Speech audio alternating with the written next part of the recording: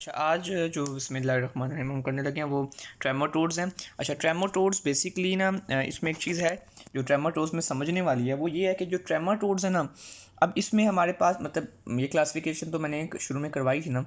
अब ये हमने नेमाटोड्स कर ली हैं, उसमें इंटेस्टाइनल हमने किए हैं, हमने ब्लड वाले किए हैं। अब हम प्लेटिहेल्मिन्ट्स मतलब फ्लैट वर्म्स में से ट्रेमाटोड्स आज करेंगे और साथ सिस्टोड्स करेंगे। अभी मैं फ्लैट वर्म्स में से ट्रेमाटोड्स कराने लगा हूँ। ट्रेमाटोड्स को फ्लूक्स भी कहते हैं। 3 तरह के फ्लूक्स होते हैं। एक ब्लड वाले होते हैं जिनको शिस्टोसोमा कहते हैं। एक फ्लूक्स होते हैं जो लिवर में होते हैं, उनको ये लिखा हुआ जो नाम, ठीक है, क्लोनोर्कस साइनसिस कहते हैं, साइनसिस। और एक होते हैं पैरागोनमस, ये लंग फ्लूक होते हैं। ये आखिरी 3 तो वैसे ही नाम है, ये करने की ज़रूरत भी नहीं है। शिस्टोसोमा, शिस्टोसोमा मतलब जो कि ब्लड फ्लूक है, इसकी 3 आगे टाइप्स होती हैं। शिस्टोसोमा जैपोकिनम, ठीक है, जैपोनिकम सॉरी, मेनोसाई, और शिस्टोसोमा हेमाटोबियम। हेमाटोबियम और ये मतलब 3 ब्लड फ्लूक्स हैं इनकी मतलब शिस्टोसोमा के अंदर। इसका life cycle is very important.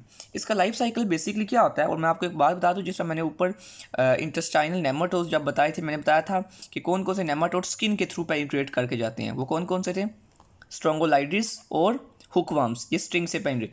और ये इसी तरह ये जो फ्लैट वर्म्स है ना, उसमें ट्रेमाटोड्स जो होते हैं, जो फ्लूक्स जिन्हें कहते हैं, ये फ्लैट वर्म्स की टाइप्स है पहली ट्रेमाटोड्स। उन ट्रेमाटोड्स में से जो शिस्टोसोमा होते हैं ना, ये भी स्किन को पेनिट्रेट करते हैं। मतलब बंदा पानी में था, नहा रहा था, होता क्या है कि ये लिखा हुआ है इन यहाँ से, in humans adult grows and lay eggs which are release and hatch into मेरकेरियम लार्वा। अच्छा, ह्यूमंस में मतलब अडल्ट फार्म, ये तो छोड़ दें, यहाँ से शुरू करें। बेसिकली क्या हुआ कि स्नेल पानी के अंदर थी, तो वहाँ पे उसके अंदर लार्वा था। ये लिखा हुआ ना, मेरकेरियम लार्वा एंट्री इनटू स्नेल। तो आप ये समझिए कि स्नेल इंटरमीडिएट होस्ट है। बंदा पानी में गया, वो लार्वा उस स्नेल में से निकल के क्या करेगा, cercaria larva pass out from the snail. अब यहाँ से समझिए कि पानी में स्नेल पड़ी हुई थी, स्नेल में लार्वा था। अब वो लार्वा स्नेल के पास कैसे आया वो मैं बताता हूँ।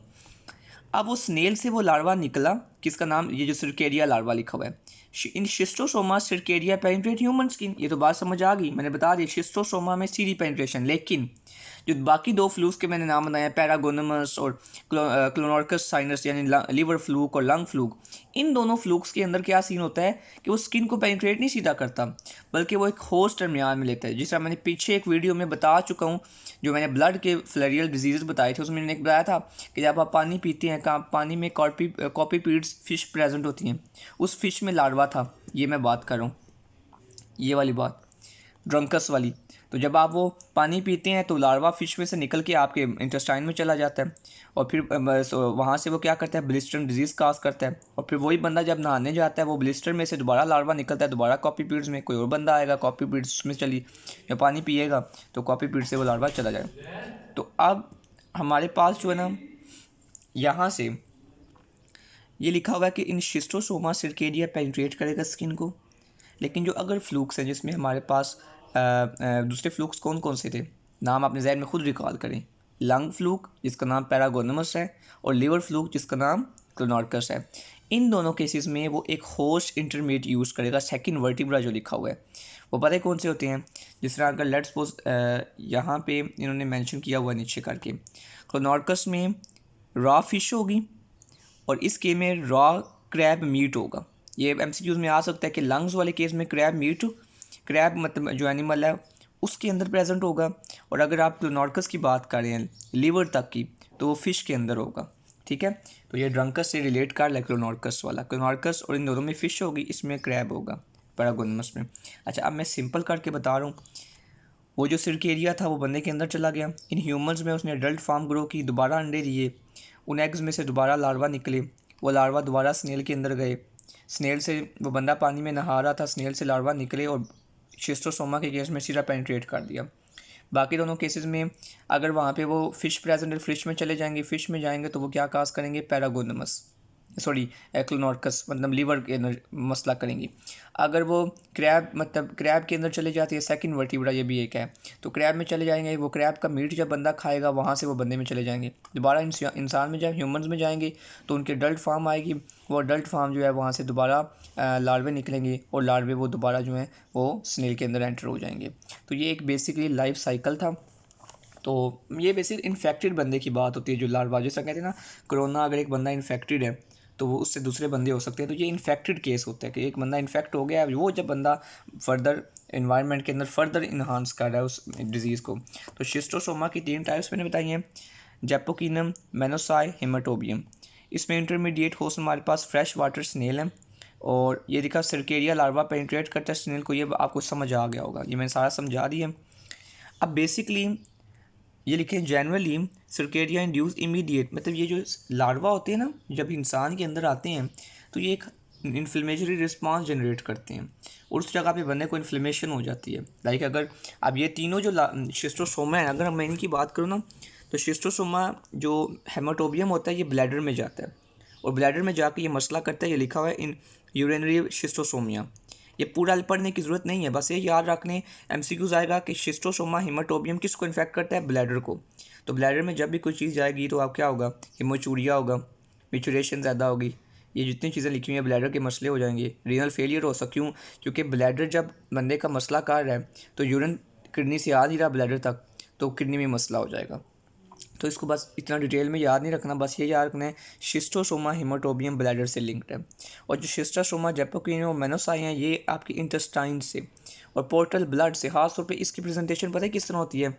इसमें पेशेंट को ना ब्लीडिंग हो रही होती है, मतलब हीमाटेमेसिस, ब्लीडिंग फ्रॉम द माउथ। जो अगर आपने कभी पेशेंट सिरोसिस के देखी हो लीवर की, तो उन्हें ब्लीडिंग आती है, मतलब जैसे हम वोमिटिंग कहते हैं, वोमिटिंग में ब्लीड होता है, तो ये लीवर की सिरोसिस हो जाती है। ये लिखा है there is abdominal pain, hepatosplenomegaly, periportal cirrhosis, rectal prolapse. एक और भी मैंने पढ़ाया पहले, रेक्टल प्रोलैप्स उसमें था, वो कौन सा था, ट्राइकुलस ट्राइकुरा, ठीक है, नेमाटोड्स में बढ़ाया था इधर भी। और इसमें रेक्टल प्रोलैप्स के साथ ब्लीडिंग होगी मुंह के रास्ते, इन्फ्लेमेटरी इंटेस्टाइन होंगी, पॉलिप्स बन सकते हैं, और एक्टोपिक लीजन्स हो सकते हैं लंग्स में और कॉर्पल में। तो ये हमारे पास सारे का सारा मतलब जेपाकोनियम और मेनोसाई में, मतलब सिंपल सी बात याद रखनी है, पोर्टल हाइपरटेंशन हो जाएगा, सिरोसिस हो जाएगी, वो किस में होगी, इन दोनों में, जेपाकोनियम और मेनोसाई में। हेमाटोबियम में किधर मसला होगा, ब्लैडर में।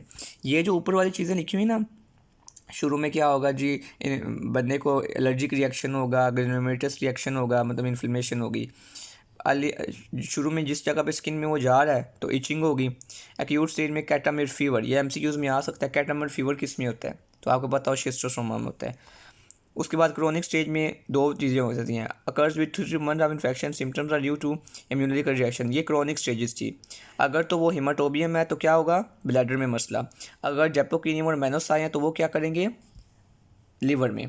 तो ये मतलब डिज़ीज़ की मैनिफेस्टेशन अब बता रहे हैं पूरी डिटेल में कि शुरू में बंदे को इचिंग होगी, फिर कैटामिर फीवर होगा, और अगर वो भी ट्रीट ना हो सका तो बंदा क्रोनिक स्टेज में चला जाएगा। अगर आपको जेपाकोनियम से इन्फेक्शन हुआ है तो वो लीवर में मसला करेंगे, अगर आपको हिमाटोबियम से हुआ है तो वो ब्लैडर में।